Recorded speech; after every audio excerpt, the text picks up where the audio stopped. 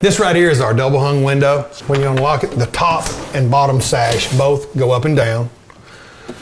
Love it. That way when you're ready to clean your window, you tilt this one out, reach up, pull this one down. You've got the same thing right here. There's both the little mechanisms. You just push them towards each other and it unlocks it.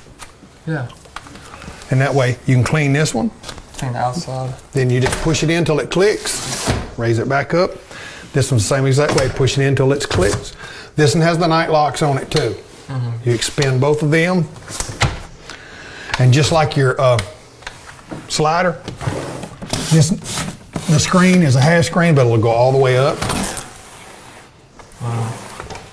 A lot of people, like in their backyards, if they have a dog in the backyard and they want to open their window, where the cat or dog don't tear their screen up, they'll raise them all the way to the top. That way they can have the functionality of their window, but yet it's still, the animals don't tear it up.